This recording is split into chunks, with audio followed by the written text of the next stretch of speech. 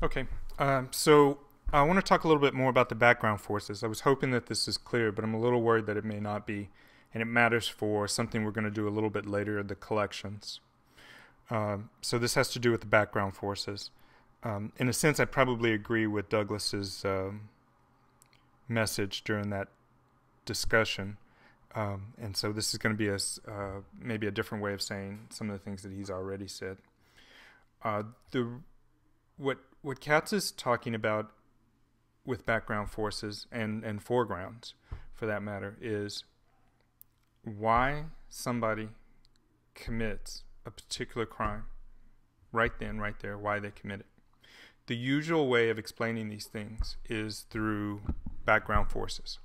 Those background forces include psychological forces, sociological forces, even biological forces. So you can actually have DNA as a cause. And I probably brought this up before, but my mom used to talk, or she was reading the Inquirer one day, and she found out that you could have a fat gene. And I talk about this as a magic gene, because what it would do somehow is it would get her off the couch while she was watching her soap operas and go have her make a mayonnaise and bologna sandwich and then eat it and go lay back on the couch. That gene is pretty awesome that it can do that. But for her, it was an explanation, and it worked.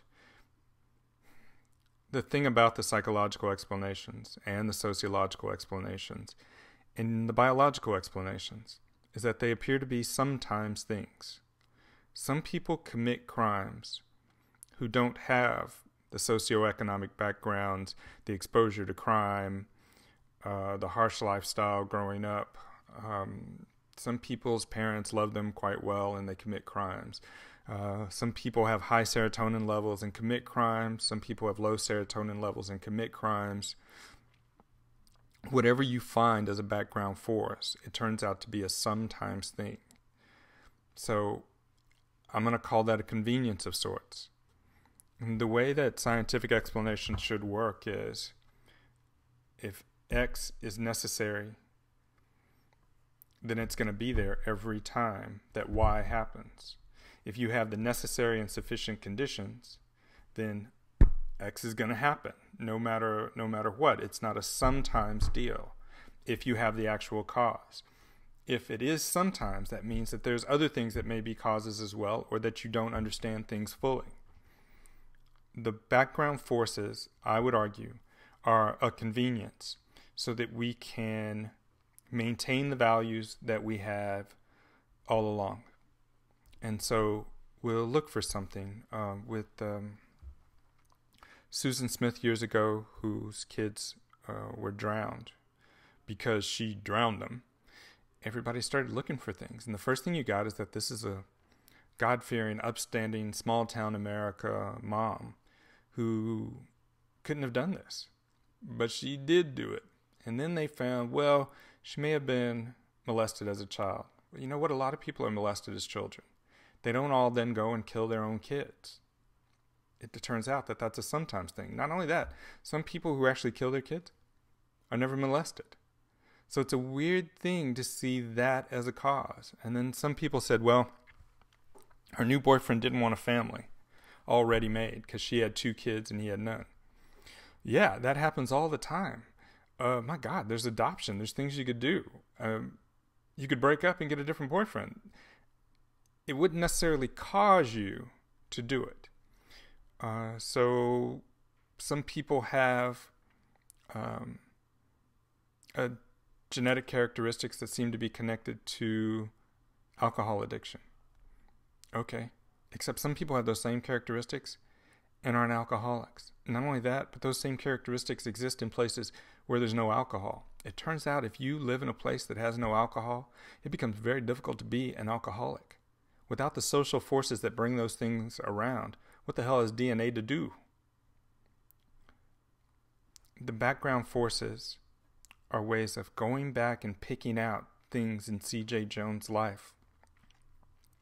The fires, the schools, the school trouble, the being the man of the house and his father being gone, and using those things to explain some current action. I don't know if that's what caused it or not. What I do know is that the people that make those connections don't know.